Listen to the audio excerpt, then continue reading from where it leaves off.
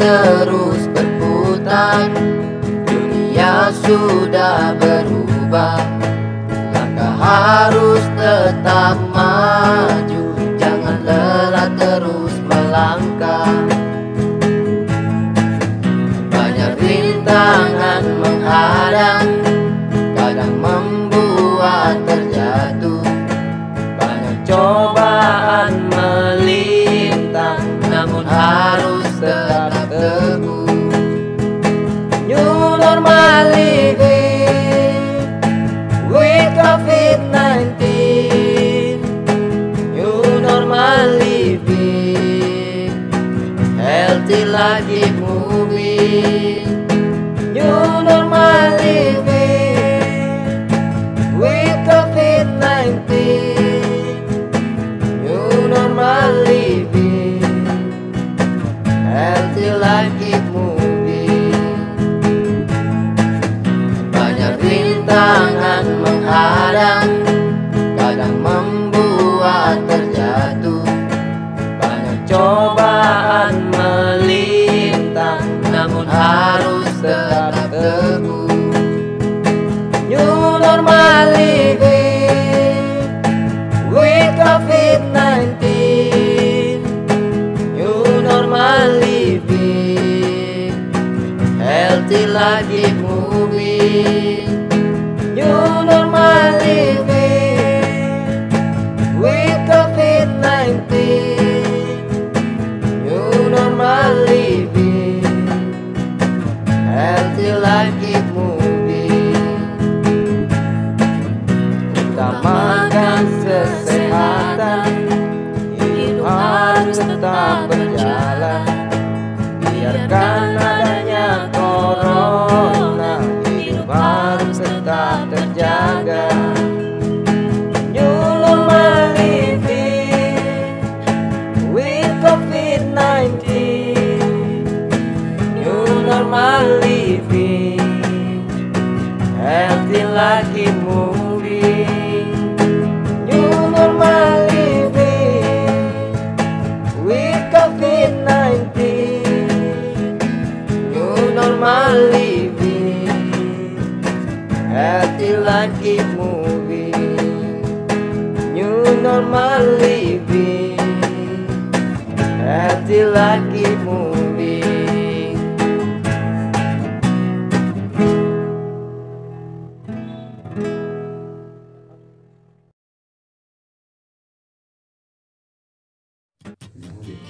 Assalamualaikum warahmatullahi wabarakatuh.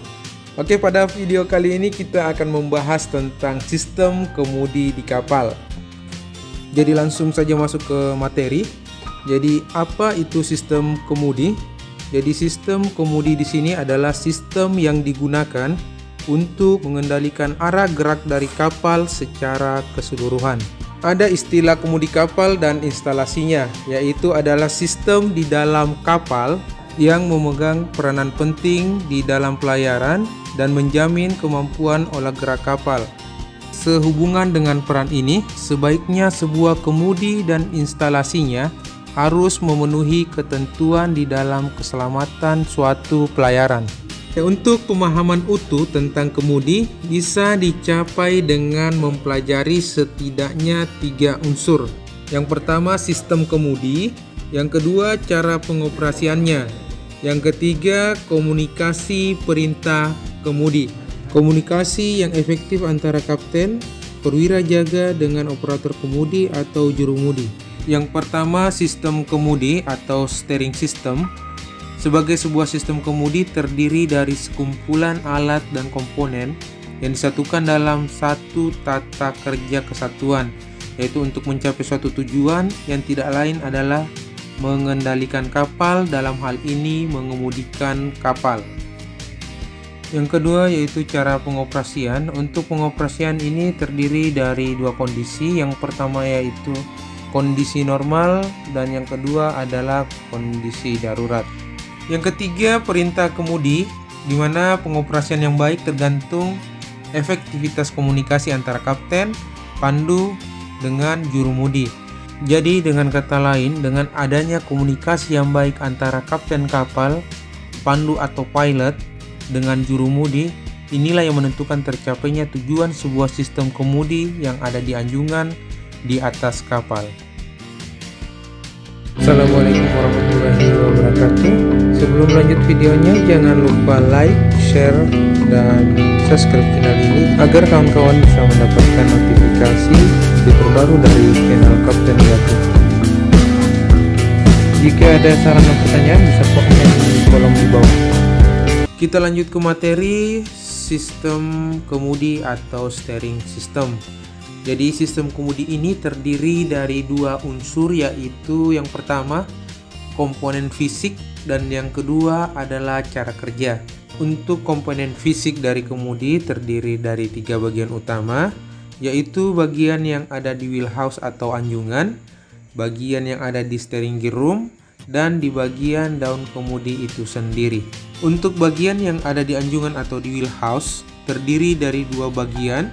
Yang pertama yaitu control power, yang mana kita bisa memilih power yang kita inginkan atau yang ingin kita gunakan, apakah power nomor 1 atau nomor 2, ataupun menggunakan kedua power tersebut. Untuk bagian yang kedua ada remote steering control stand. Sesuai dengan namanya, pengoperasian sistem kemudi di kapal dikontrol dari sini.